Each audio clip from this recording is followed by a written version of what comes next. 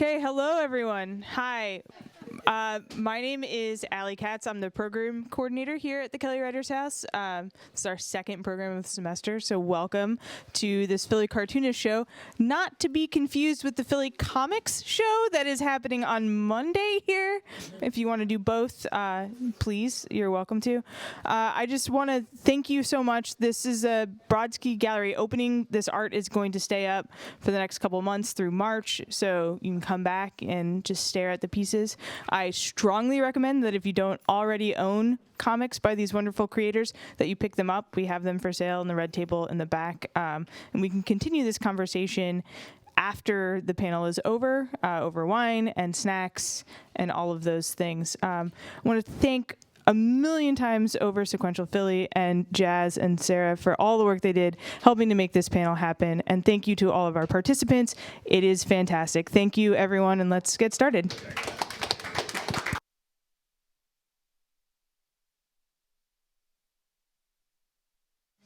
This is for Sequential Philly. I'm super excited to be here and to introduce all these amazing panelists. If we could just start just going down the line, introducing who you are and your work. Hi, I'm Jazz. I made Lock out there most recently, a zine called Smile, which is just about 2 years worth of self-portraits, and I do comics and zines, not as regularly as I'd like to, but I do. Yeah. And I also run Sequential Philly. Sarah here. I am Anuj, and I do comics, zines, and like editorial illustration stuff. And my newest zine is called New Fears, and there's a piece from that zine, I think, in the other room. So. Hi, I'm Steve. I do comics and zines, and I teach and do illustration. My work out there is from a comic called Running Away from the Race, which is for a website called Spiral Bound. My name's Derek Jones, a.k.a. Scuds McKinley, a.k.a. Thunderfist. I'm a local comic book artist, illustrator. My work out there is from a book I just finished up called Young Blood and the Riddling Club. Did the first chapter and designed all the characters for that. Yeah. Thanks for having me. My name is Cory Buchelli. I draw comics. I draw weirdo psychedelic comics. They're up on the wall right there. Thank you. My name's Anna. I also make comics and zines, and the comics that I have up today are like diary comics.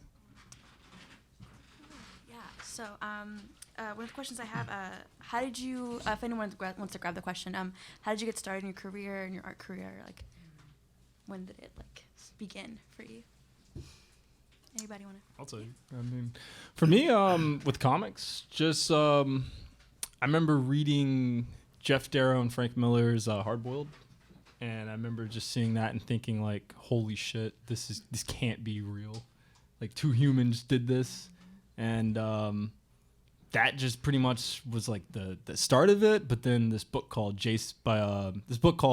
Werewolves of Montpelier by Jason was the one that was like, all right, you need to go get Bristol board, ink, and pencils and start making comics, because it was just like the simplest story, the simplest drawing, draftsmanship, and it just told like this amazing like story. And I was like, all right, I want to do this now, like right now, and I've been doing it ever since.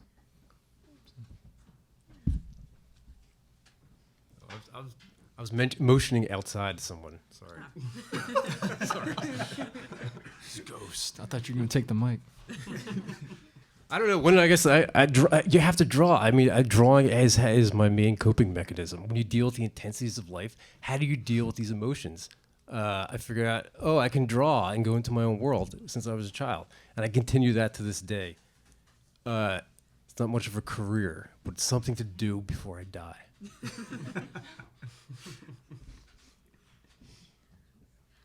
So I guess the one thing you all have in common is that y'all live in Philly. So I'm just wondering, like, how do you feel like living in Philly kind of influences the work that you do and the art that you make? Well, I moved to Philly about 5 years ago, and I think because of all of the massive like development and all this like private enterprise that's like buying up land and gentrifying a lot of the city, I think a lot of that has influenced some of the newer comic stuff I've been doing and illustration stuff as well. I guess similarly, like a lot of the comics I do are nonfiction, and I've done comics kind of based off of architecture for Philly Weekly, and Philly has a lot of weird buildings, and they've got a lot of history to them, and they've got a lot of there's interesting stories to be found there, and so it's an old enough city that you can find I think really good stories everywhere. Is there any like specific like places in Philadelphia that you might go to like actually find that inspiration? I mean, most of my comics that I've done are in North Philly, where there are a lot of really old buildings that haven't quite come down yet, but they've been repurposed. And they have like they've sort of been recycled throughout the years. And I did a story about what's that place called? The Metropolitan, which is across from the Divine Lorraine. And both the Divine Lorraine and the Metropolitan, kind of had this big heyday in the early 1900s, and then fell away for a while, and then were churches. They were both churches for a while. Actually, the Metropolitan, I think, is still a church on some parts of the week. I feel like it's hard not to be like kind of very like socially conscious and socially aware in Philadelphia. And I don't know why, but a lot of my comics like end up taking place like on a commute, like riding my bike or on the train. And I think it's partly just because you see a lot of things being around in the city, and it's like it's interesting, it's funny, and sometimes not. But yeah, I feel like it just always ends up somehow in the work.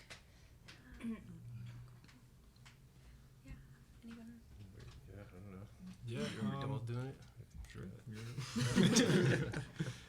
I think that Philadelphia is not, for example, New York City, where New York City is ruled by money and a giant boot that crushes your neck and money. And I think Philly has some wiggle room. You can do things without money. You can have a show, you can have a party, you have someone's house. There's a wiggle room that you can understand it. You can do it. Like, you don't have to get permission. There doesn't have to be a boss. Just do it, because you can do it. DIY culture is huge here, for sure. I think we all probably self-publish at some point. You can just break into your job, get the old copy machine off, and make some zines, man.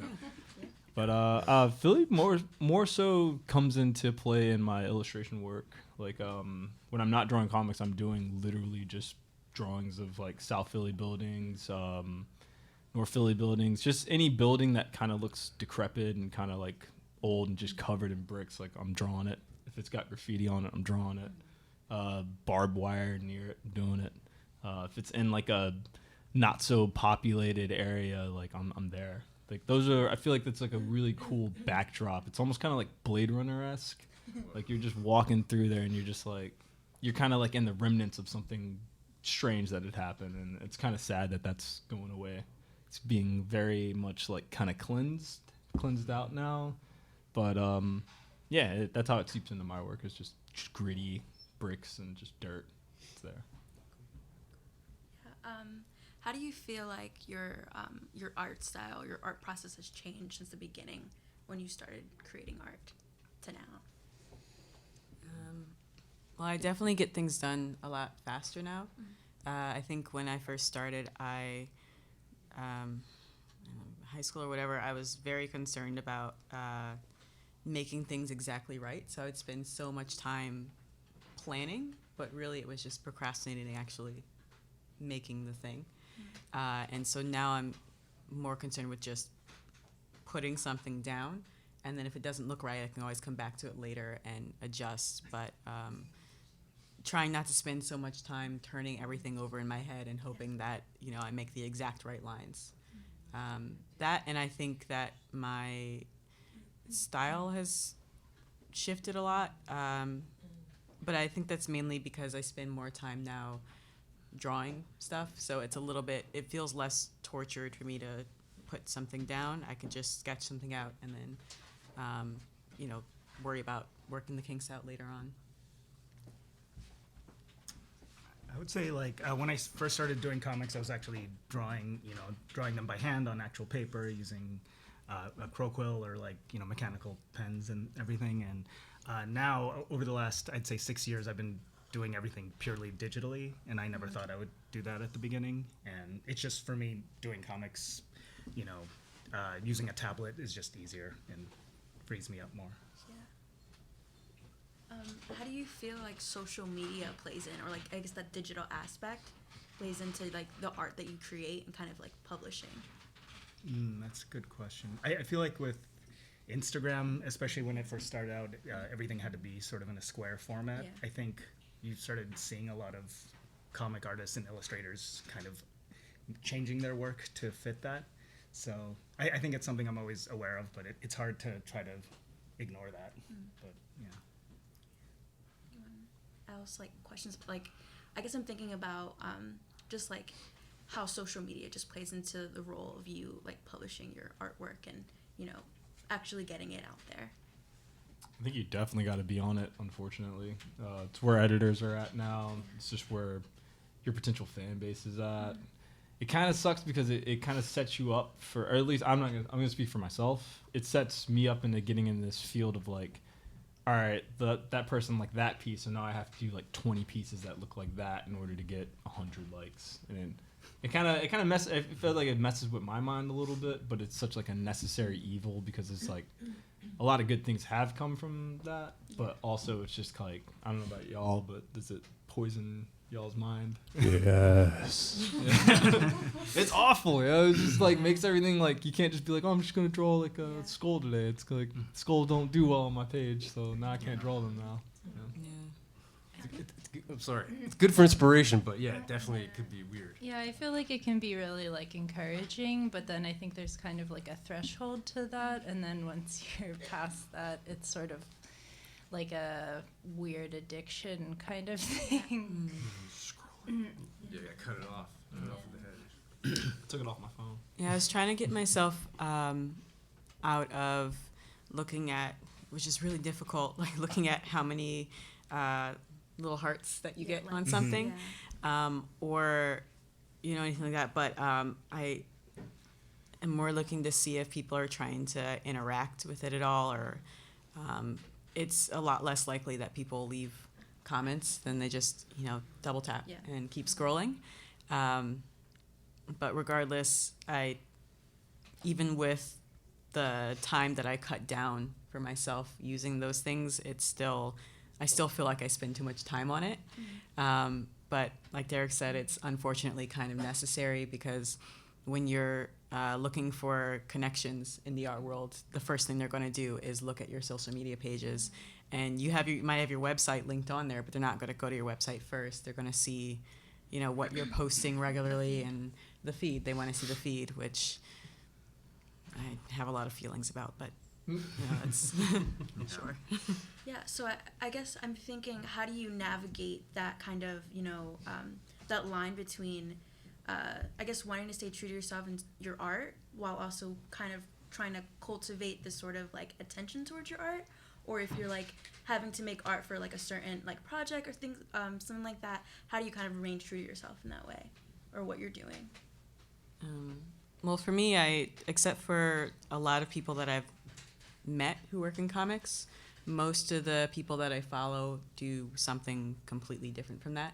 So when I'm scrolling down, I'll see friends of mine, but then I'll also see, chefs and photographers and fashion designers and Issa Rae and, just like people doing things that are so unrelated to the thing that I'm working on, so that I don't feel this intense pressure that they didn't put on me. I put on myself of like, oh, I have to match up to this amazing thing that this other comic artist is doing. It's more like, oh, that's a really cool photograph. I like the lighting, or, that dish looks incredible, or, here's a bunch of, old black ladies that are trying to change food culture in the South and let me read about that. And like, it helps to get my mind off of the thing that I'm doing.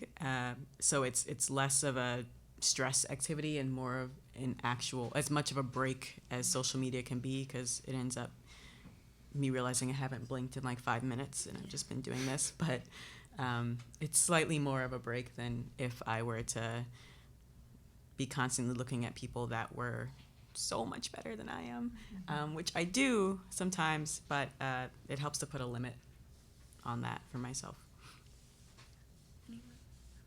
The quest for authenticity is something that we should all be striving to achieve 24/7, 365 days a year, because it's very important, because you're pulled in a lot of different directions. And I feel like art can be a way, could be kind of a meditative process. You'd be like, all right, everything else, shut off. You're you and the paper. Who are you? What are you doing? This is it. That's all you got. So be real.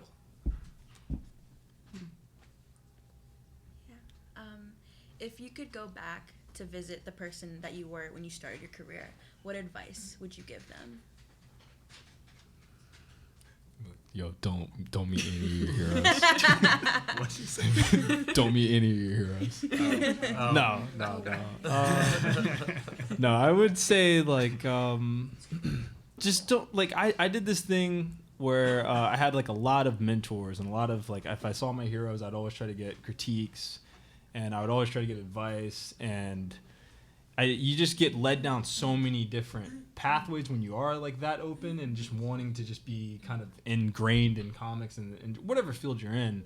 But if you're just constantly kind of bouncing from one person to the next person, always asking for advice and always kind of having that like that green glow about you, you get kind of labeled as green, and then people just don't really like mess with you that much, or they're gonna try and just steer. They'll see where you're at and they'll try to steer it in this one way, or they'll try to take you in this other way, when in reality, like, you just kind of have to, if you just keep drawing and just keep doing whatever you're like, stuff that interests you, you're gonna excel. And it's taken me like 10 years to just learn that. So that's why I tell them, I'd be like, hey, little dude, just I don't know, stay off Facebook so much. Stop posting crazy statuses. Don't post wild Wu-Tang lyrics. Don't post offensive stuff. Just stop. Just stop. I think I feel pretty like I don't feel very competitive like I used to, and I feel like I've like just over the years it's felt like I'm part of something, or I'm excited about what cartoonists are working on. The early days were definitely not so much like that. Like, I think when I introduced myself into the cartoonist community, and it was often like you had this mixture of like adoration for the people that were doing things that you liked, and you were also like bitter that they did it and that you didn't.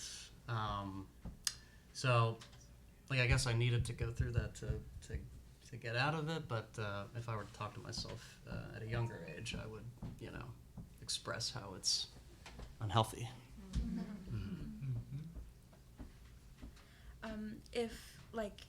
If you had all the time in the world and all the resources, what would be the dream project, and where would it go?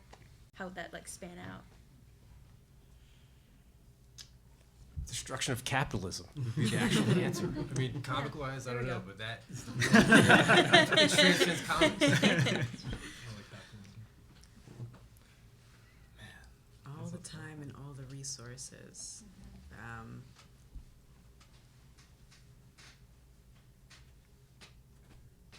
I feel like I've spent so much time thinking about how to do things like work my, making a living and making art all together, making a life that way, that actually I'm like, what would I do? I don't know. I think I'd be doing the same thing maybe, because this is my life now. So. I think I would do. I don't know. A Drifting Life. Is it? That's me. Yeah, Tatsumi. Tatsumi. So that graphic novel is like Bible thick, like this thick, and it's an autobiography. It's incredible. I don't think I would make it about myself because that feels very I don't know how that feels, but I think I would sit down and do something that big just for the sake of it, like make an actual opus of some sort. And if I had all the time and all the resources, then I wouldn't have to worry about like when am I going to get this done along with my other stuff, because I can pay people to do all the other stuff. Just sit down and make this tome. I don't know. There used to be a guy that had all the time and all the resources. His name was Peter Laird. He made the Xeric grant. He's like, you want to draw a comic? Send it to me, and I'll give you money, and you can print it. Oh, That's a great answer. Well, he stopped doing it. He said the internet exists, so you don't need my money. He created the Teenage Mutant Ninja Turtles, so he has all the money in the world. So he gave some of it to people. Yeah. That's a good idea. That's a good way to use your resources and time to help bring back, give to other people. I think in a similar vein to what Jazz said, I'd pull like a manga thing and just make a studio. Just like get all my friends that I know, like my boy Aremo Masa. I'd be like, yo, you're doing all the character designs for this book. I'm gonna write it. I'm gonna do all the characters. Someone's gonna do the background. Someone's gonna do the color. And like even if that failed, it would still be cool to just be like, all right, we got like 6 issues of it done. Like cool, we got like a trade. Like cool, shut down the studio, bam, it's done. And it definitely wouldn't have samurais and swords and shit. A lot of explosions. Is there any work that you feel like is very like fundamental to who you are in your art career? Like any specific artwork or artist? Day Tripper. Wow. Fabio Moon and Gabriel Ba. They're really good. They're twins from Brazil who, so they did Umbrella Academy, a bunch of stuff, but my favorite of theirs, and the first one that I read from theirs, is Day Tripper. So one writes and one draws, and sometimes they switch off. And it was just really beautiful. And I was going through kind of a difficult time when I first read it. And the whole thing is the main character dies at the end of every chapter, and the beginning of chapter restarts at a different point in his life. And it's not something that he's aware of, and it's not about him trying to find the perfect point. It's just, what would happen if your life stopped at this particular point, or, what would happen if you made a slightly different choice than you make. And by the end of the book, he kind of comes to this, some peaceful conclusions about how he's lived his life up to that point. So at any point, in any chapter, honestly, he would have been okay. But you don't really put that together for a little while. But that one was fairly influential style-wise. Indie ink and watercolor, and I work in those a lot when I'm not doing digital. Was a lot quicker now. And just the way that they managed to weave that story together, I thought was really powerful. So I look back at that one a lot. And also, people keep stealing it out of my library. I keep giving it to people to look at, and then they never give it back, so I have to keep buying copies of it. I would say usually like a major influence like on the work. It would probably like the entire like Love and Rockets by Los Bros Hernandez. That's I think I discovered it in like undergrad and college, and just became obsessed. And I like how they're able to tell like intimate stories of like a large cast of characters' lives, but then also obliquely talk about politics in an interesting way. So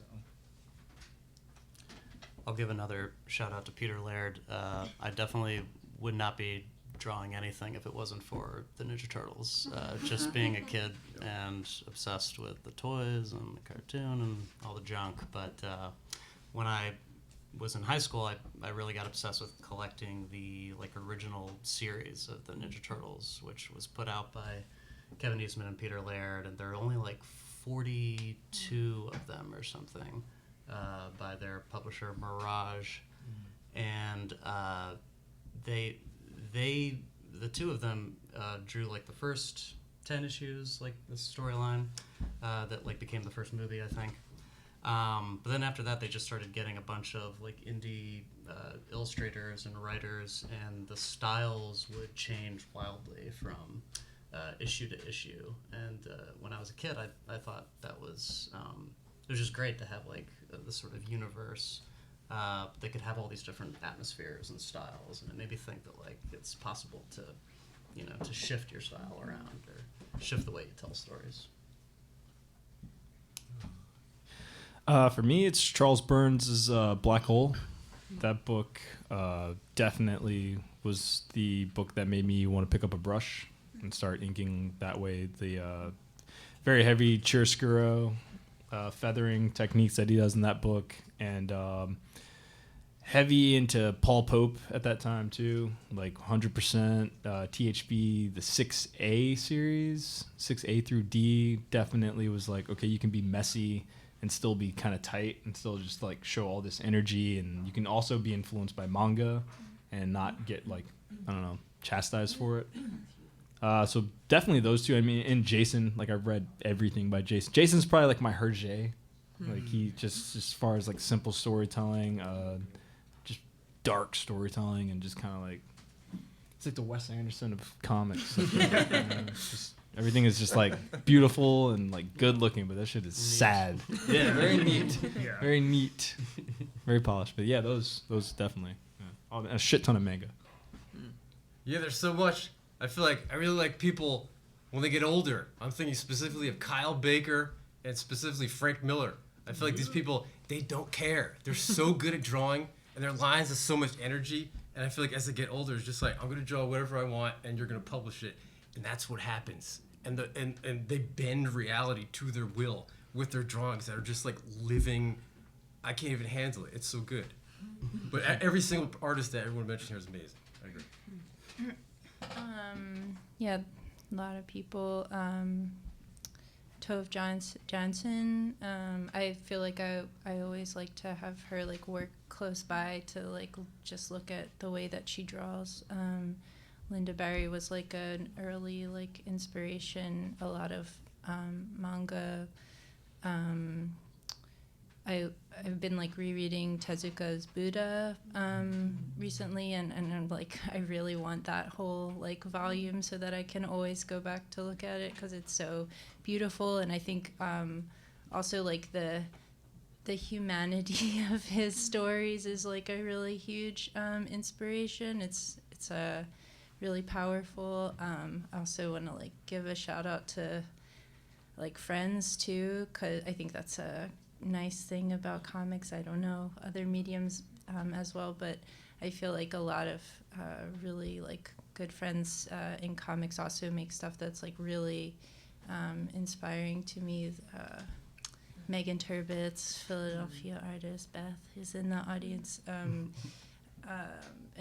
Sophie Eno is another comics artist who I like love. Doesn't live in Philly, but yeah. So now I'll just open up the floor if anybody, like, any audience questions for the panelists. I have a question. You all work in, comics, not a genre, more a mode, and you all work in different genres. If you could switch and draw something totally out of your comfort zone, but be confident that you can execute it well, what would you do? Would you switch to superhero comics? Would you do New Yorker cartoons? Like, what is that change that you would try? Doing a different genre. Yeah, like trying a whole different mode, but still comics.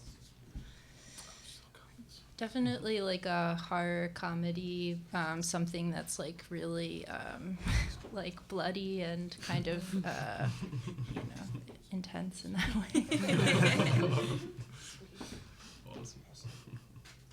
Superheroes, like that'd be cool because you just get to learn that genre. There's like so many tropes and so many like cliches that you can kind of fall into, but like if you know them, you can exploit them. And like, just, I don't know, man, like flipping through that stuff is like, it can be very cheesy and everything, but there's also just like this love for just dudes flying and punching stuff and like, I don't know, saving the day. There's just cool poses And like the people that are really into superhero stuff really make it shine and make it their own. So I'd like to do that.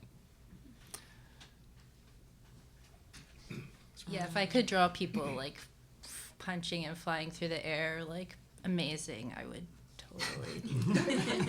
It's more money. I think it would be fun to do like romance comics, and then but like make it like subversive and interesting, as opposed to like the sort of as opposed to the conventional tropes of those ones that came out in like the the 60s and stuff. So I mean, they look beautiful. Yeah. I've always liked those kind of stoic lone warrior type, like Vagabond or what was it? The one. Why am I blanking on the name? It's like a samurai and he's got his kid with him. Lone Wolf and Cub. Lone Wolf and Club. Yeah, something like that maybe would be really cool.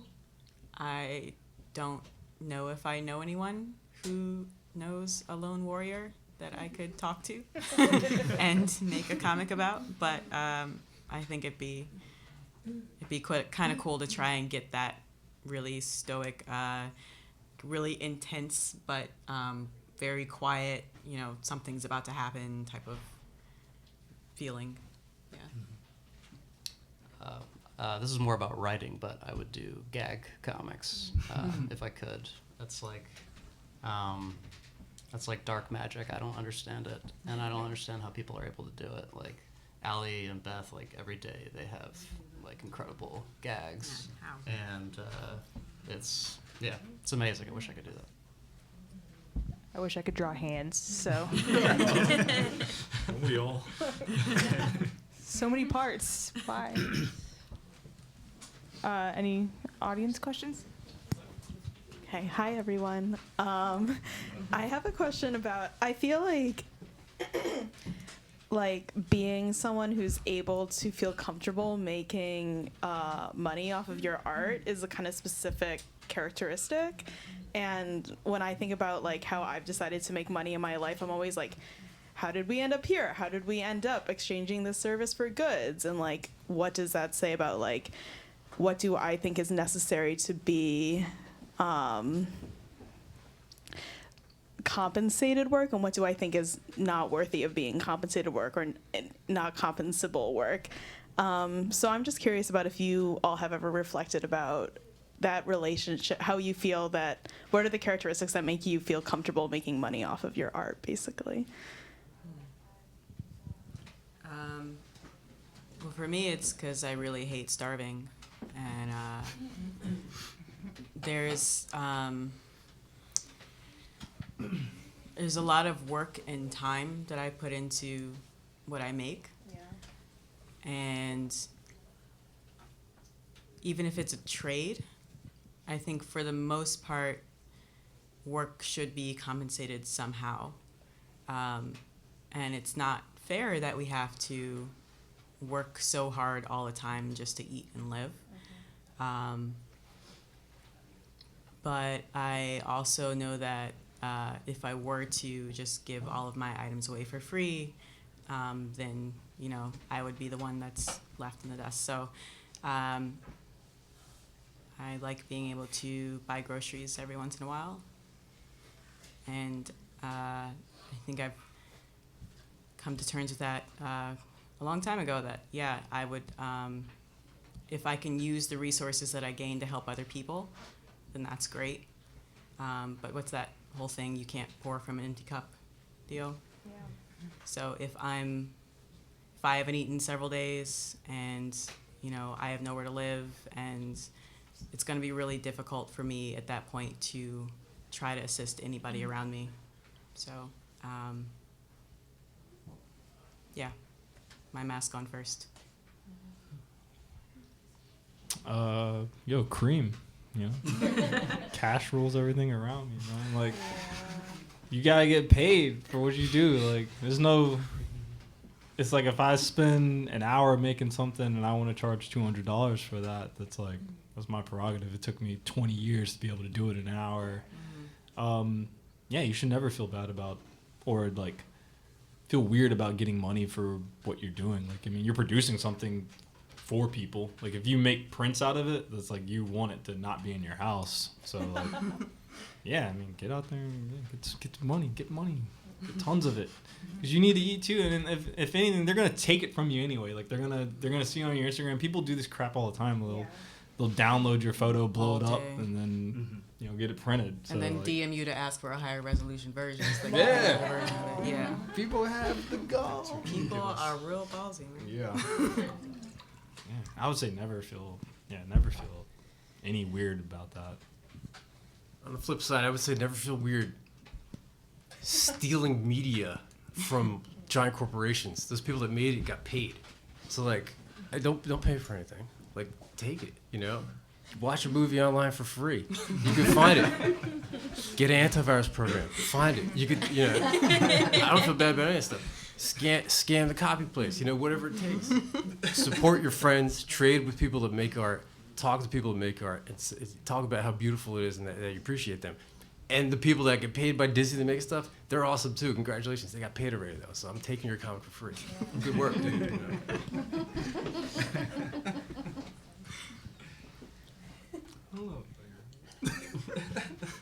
Audience questions? That's what killed the music industry.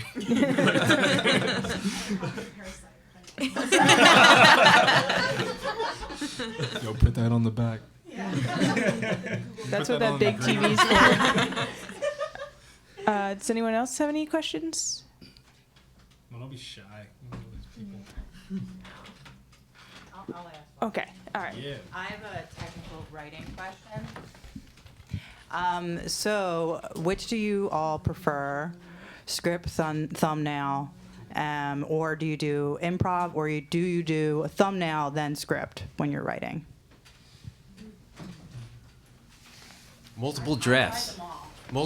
Draw the comic, and then draw it again and make it better until you get to the point where it's there. Wow. Okay. Recently, I like just script first, and then I usually don't like thumbnail, but I think you should. I just sometimes I do comics for magazines or websites or something like that, and there's just not enough time. So I find it easy to like write as if I already have the thumbnail. So I usually will open up a Google Doc and say this is going to be 30 panels, so I'll write 1 to 30, and it's somehow it feels like it's already written. So just fill it in. But if I had time and resources, I think I would thumbnail. Yeah, tiny thumbnails. That's what I do, and so it seems less, more malleable, I guess. And most of my stuff's wordless anyway, so yeah, just really tiny thumbnails. Yeah. I usually do script first and then little thumbnails, like chicken scratch everywhere, so it looks like a serial killer's notebook. And then I figure out what I want to keep and then put it together. And usually that changes during actual creation of the thing. But I like to have some kind of starting point, because otherwise I have too many things going on in my head at the same time, and none of it will make any kind of sense. And I'll spend so long turning everything over that it just doesn't get onto the paper. So I have to have some kind of routine, or else I'll get nothing done. I have one. Anna, I really want to hear from you. Sorry. If I was faster, I think I would try to do more freestyle, or improving as I went along. But usually, it ends up just being many drafts of something before. Yeah, that's more or less. How have you made the leap from, there's a lot of different ways to publish comics, a lot of DIY ways to publish comics, but the leap to paid work in the instances where you have? Pure accident, usually.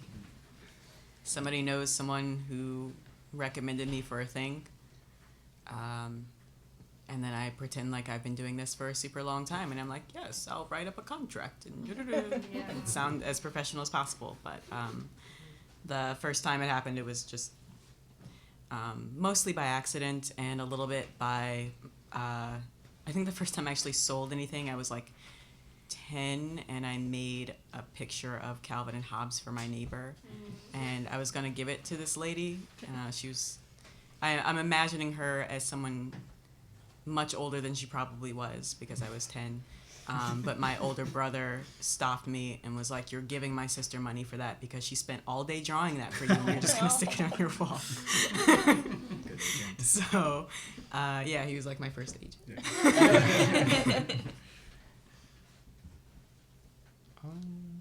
I mean, I started out by posting my work on bridge9boards.com. It's like a record label's like forum. Just like trying to get work. Like I was like, hey, I'll do your album cover for like $10, and then very quickly learned don't do that. But got work that way, and just it's really touch and go. I mean, you're gonna undercharge yourself for a while. You're gonna sign a really terrible contract or two, and then eventually you can kind of get up to this place where like your worth, and like what your work is gonna do and how much. What it's worth, basically. I don't know. Yeah, but a lot of it is kind of also definitely by accident. It's like someone I met 4 years ago hits you up randomly. It's like, yo, I need this, and you're like, oh, I need money. Yeah, hell, yeah, it's totally. Yeah, my schedule's free next week. Yeah, so it's like, I mean, it's a lot of fake it till you make it, but I mean, definitely helps to like Andrea Sarumi always tells us, like send out postcards. There's definitely ways to kind of keep your name floating out there. Hitting up editors, like the biggest thing is to like look at the people that you are kind of similar to that are a little bit further ahead than you, and then try to like get in their contact circle, not with them personally, but like the people that they work with, like try to like get in contact with like their editors or like the art directors that mess with their work, and that'll at least you'll be on their radar if they want something similar to your work. Quite a strategy. Go through your dollar bin. I feel like a few years ago there started to be more and more of a demand for nonfiction comics online, and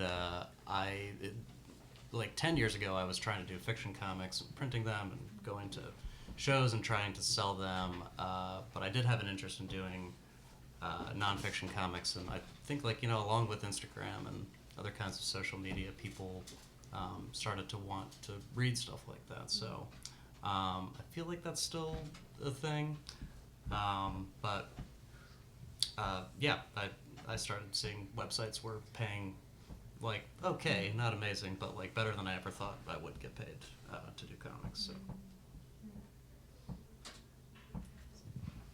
I was just curious if anyone felt like talking about like the feelings they have when you're like, damn, this is really fucking fun.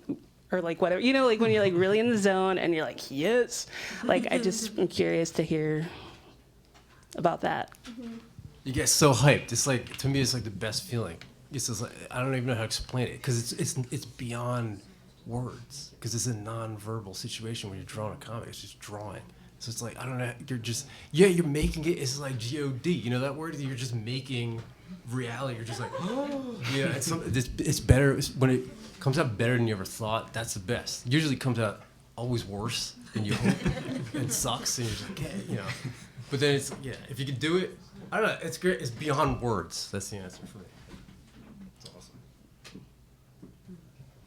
I think there's like a strong sense of self-loathing I have with a lot of the stuff I do, but then like if I don't look at it for maybe like a few months and then look back and I was like, oh, that's better than I remember it being. So you need some distance.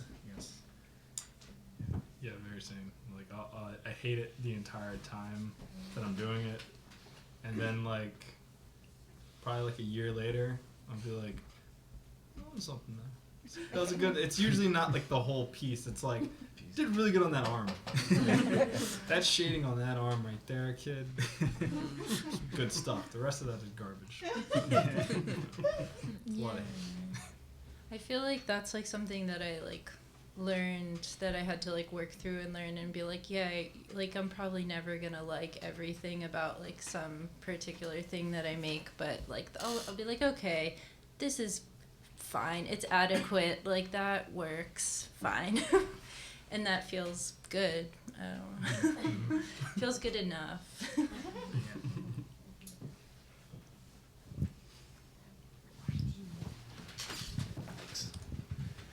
Yeah, I'm curious about saying no to opportunities. If there's instances when you've turned down an opportunity that may have been, decent compensation, but you felt like it wasn't a good fit. Yeah, man, I say no to tons of stuff. Like, I mean, sometimes, all right, so this is going to be horrible. I know you hate capitalism, but I mean, sometimes if that price tag is there, like, it's just like, can't say no to that. But I say no to, like, if, like, my family members or something, like, hey, can you draw Auntie? And it's like, no, like, I can't get anything out of that. Or, like, any, like, drawing people's dogs or, like, stuff like that. Or Can you draw a children's book for me? Yeah, no children's books. I got this great idea. No, it's none of that. Like, I mean, on a more serious note, though, but it just really comes down to, like, subject matter. Like, it's like, if you don't see me drawing Superman a lot, like, don't hit me up to draw Superman, because it's like, I can't do it. Like, otherwise, I would be having, like, a whole portfolio of Superman. But I think I think when you're first starting out, that was a big problem. Like, I just said yes to everything, and my portfolio was just all over the place. It was like a tire here, and then a gift card design here, and a logo here. You really got to kind of, like, batten down the hatches and be like, all right, I only want to draw portraits, or I only want to draw 4-panel comics, and that's what I'm going to do. And you'll start to attract more of that. So saying no is pretty good. You should do it a lot. A lot of times, I just want to say we can. This applies for every level of life, but you can use, the phrase "death as an advisor." Right? We have only a certain amount of time in our life. Seriously, and there's only so much you can do. So you have to really kind of like balance that out and be like, you know what? I can't do that right now. I'm not into it for whatever reason. I can't, because I don't have the time, literally.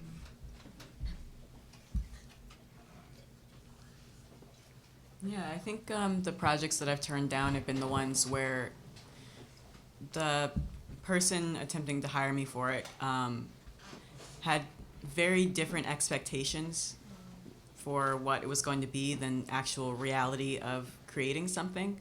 A lot of people still, for whatever reason, have this idea that, like, you just, like, do one of these and then art just appears on the page. And there's no planning or actual work that goes into it.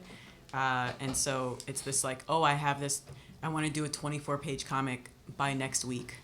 Or, I don't understand why you can't send me this tonight. I'm only emailing you at 1 a.m. Why can't you send it to me now?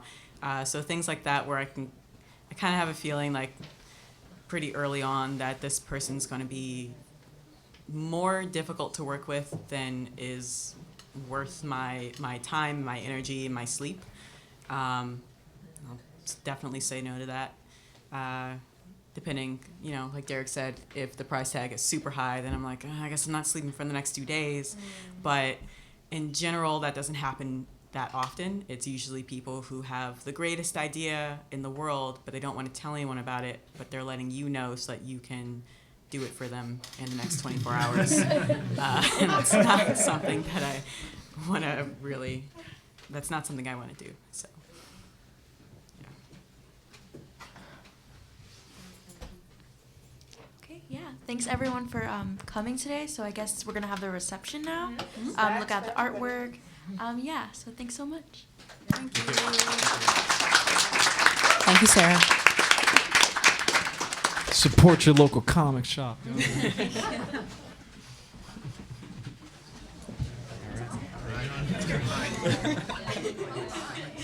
love your job.